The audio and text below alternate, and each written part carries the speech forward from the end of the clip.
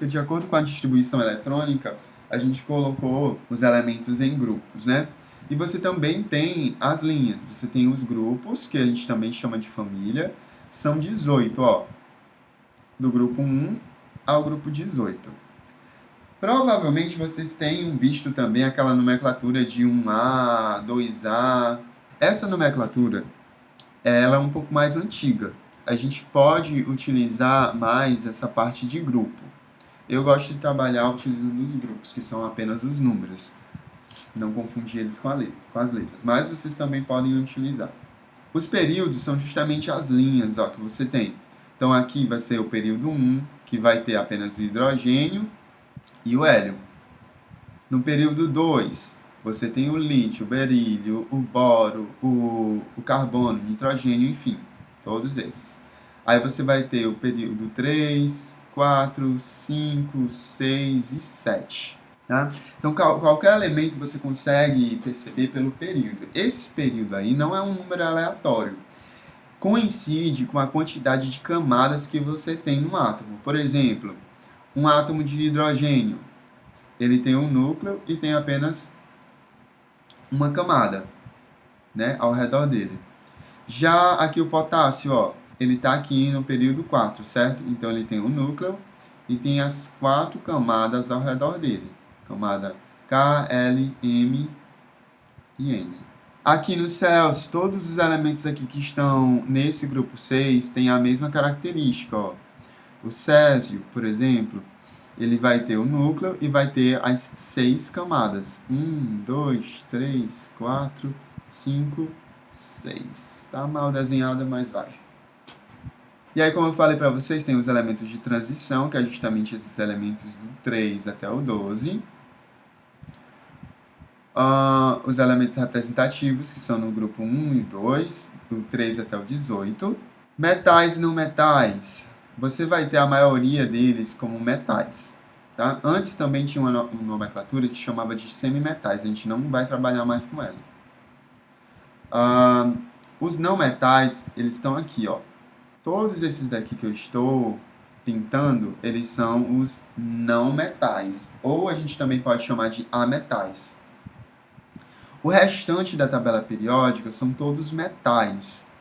Tá? E aí vai ter alguns que são metais, mas estão no estado líquido, como é o caso aqui do mercúrio, certo? Porém, ele continua sendo metal, não confundam. Como eu falei para vocês, os períodos, eles vão ser as linhas. Essas séries aqui, a gente vai tirar elas daqui, justamente para poder encurtar essa tabela periódica, né? E colocar eles aqui para baixo, ó. Tá? A gente vai chamar isso daqui, a primeira linha daqui encurtada, que é o grupo 6, a gente vai chamar de lactanídeos. E o grupo 7, que ficou aqui guardado, a gente vai chamar de actinídeos. Alguns grupos na tabela periódica possuem nomes específicos. Tá? E você precisa saber esses nomes.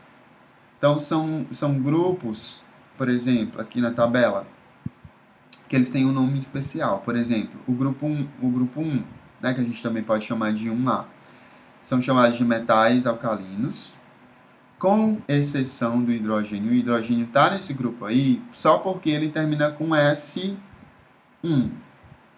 tá? Mas ele não tem as mesmas características desse metal.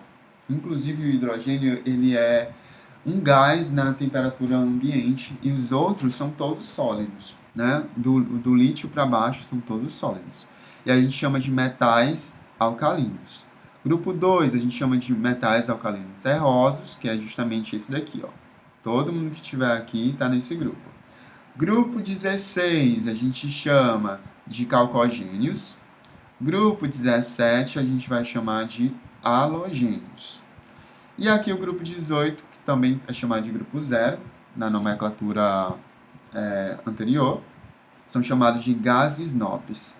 Então, elementos com as mesmas propriedades, né, propriedades semelhantes, vão ficar no mesmo grupo. Como assim, professor? É assim, às vezes eles vão ter a mesma quantidade de elétrons na camada de valência, eles vão reagir de uma forma parecida, né? Por exemplo, se você pegar o lítio, o sódio, o potássio jogado em água, eles reagem com uma força muito grande, né? É uma reação muito exotérmica. Então, se você tiver o carbono, o silício, eles vão ter algumas ligações, né? Vão fazer 4 ligações. Eles vão ter algumas características bem semelhantes.